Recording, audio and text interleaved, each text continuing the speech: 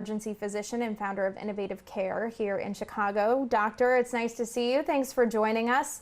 I want to get to what you're seeing in your practice, but first, I just want your opinion on testing.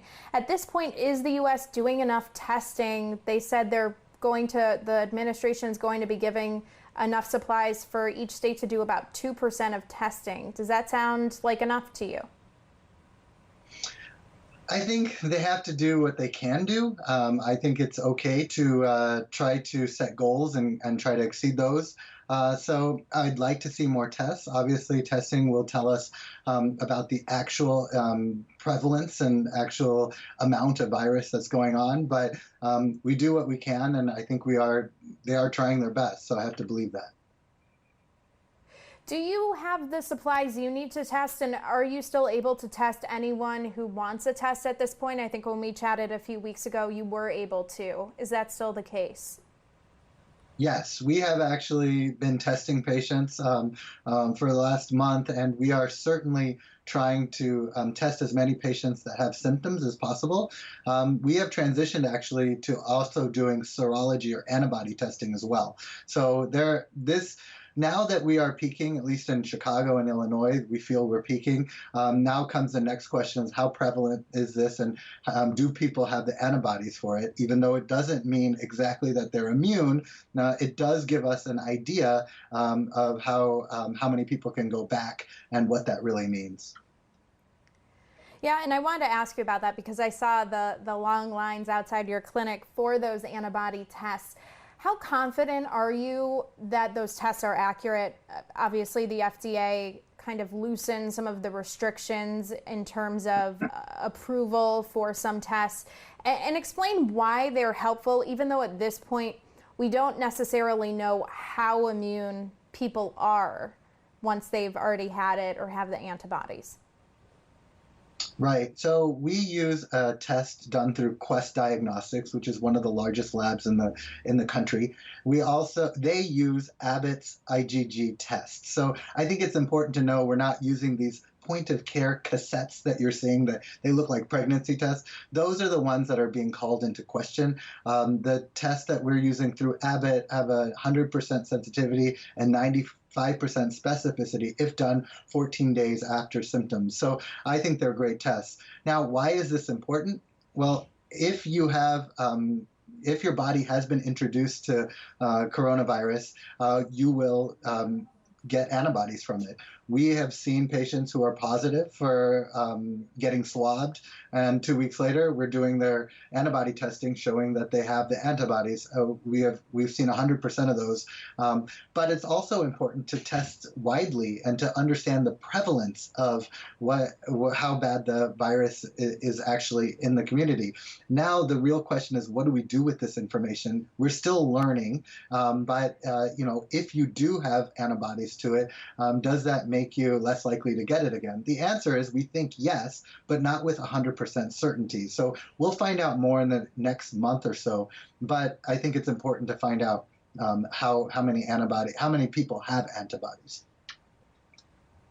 And we heard just minutes ago, right here on Newsy, the governor of Illinois obviously has extended the stay-at-home order through the end of May. But we also heard the state reported over 100 deaths yesterday. Its largest single-day number of deaths since this pandemic, began in the state.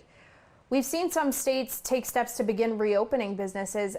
How would you advise going about that, specifically in Chicago, which has been a hotspot? And I believe Dr. Ezike said about 80% of the deaths yesterday were of people in the northern part of the state. It's still scary. You have to understand that these people have been sick for probably 10 to 14 days. So that's when there was a significant amount of virus around. They've been on ventilators and have succumbed to the illness. So it's still scary out there. There's no question about it. There's a fine line.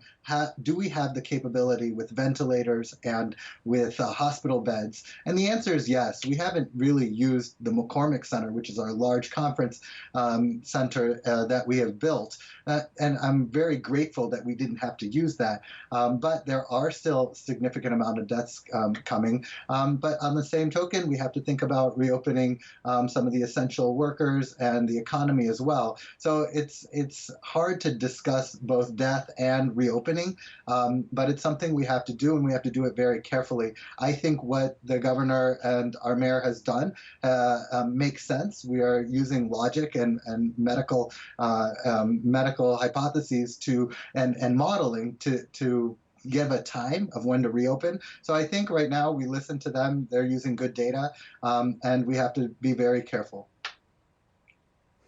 In terms of what you're seeing, have you seen any progress in terms of the number of cases you're diagnosing at your clinic compared to a few weeks ago? Yes, we are significantly decreasing the amount of positives that we're seeing. So that I'm very thankful for that.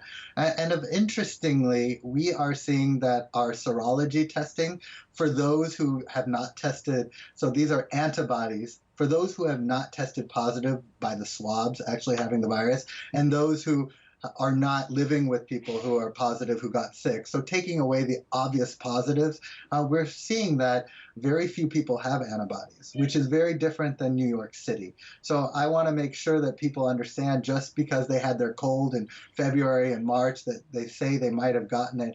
The truth is we're not finding that. We're finding only people who had pretty significant illnesses are actually testing positive for antibodies. So it's important to know when we reopen, and this is why antibodies are so important, that when we reopen, there could be a significant resurgence because we have been sheltering in place and we've done it pretty well. So we have to be very careful, and this data has to be taken into consideration.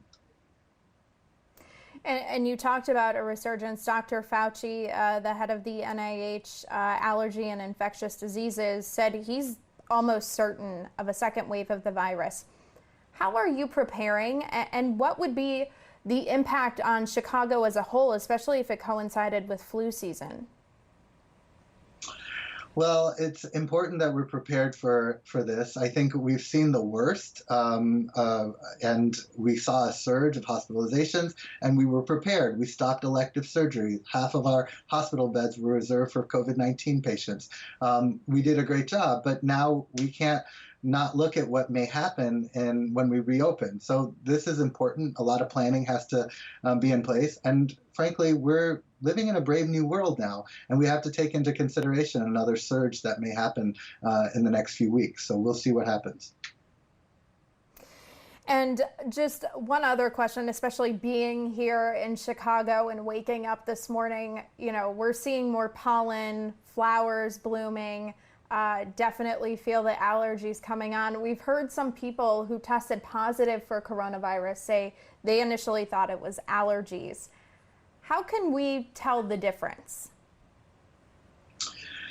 Usually you have pretty significant fevers. Well, 40 to 50% of patients have fevers. You have this body ache and definite fatigue that occurs that allergy does not have. And the cough and shortness of breath is very different than allergies. So I think, yes, we definitely have allergies.